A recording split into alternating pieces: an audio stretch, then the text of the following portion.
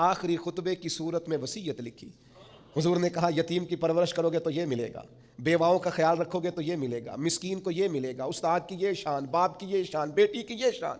نبی پاک تو عظمتیں دیتے ہیں, دوسروں کا مقام و مرتبہ سب سے بڑے ہو کر. حضور اگر دوسروں کی عظمت کا خیال رکھتے ہیں تو ہم ایک دوسرے کی عظمت کا کیوں خیال نہیں رکھتے؟ ہم ایک دوسرے کی شان کو کیوں بیان نہیں؟ وہ ایک جگہ پہ میں موجود تھا تو مجھے ایک صاحب نے پوچھا, اس نے کہا جی تسی مدرسے جڑے بچے پڑھاندے ہیں ڈاکٹر کیوں نہیں بناندے, انجینئر کیوں نہیں بنتے مدرسے کے بچے, مدرسے کے بچے جو ہیں یہ پائلٹ کیوں نہیں بنتے؟ تو میں نے ان سے کہا مجھے بتائیں جو بچے میڈیکل کالج میں پڑھتے ہیں وہ عالم دین کیوں نہیں بنتے؟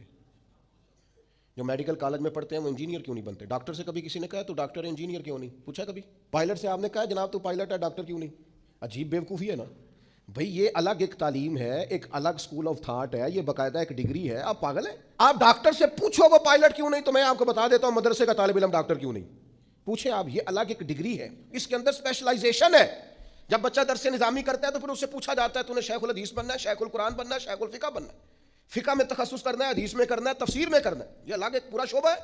امت کو اپنی رہنمائی کے لیے اگر ڈاکٹر کے مشورے کی ضرورت ہے تو عالم کے مشورے کی ضرورت نہیں. تو عجیب فلسفہ ہے نا جی. اور روز جس کا جی چاہتا ہے وہ ٹی وی آ کہتا ہے جی مدرسوں میں بچے ڈاکٹر کیوں نہیں بنتے. آپ مجھے بتائیں میڈیکل کے بچے عالم کیوں نہیں بنتے؟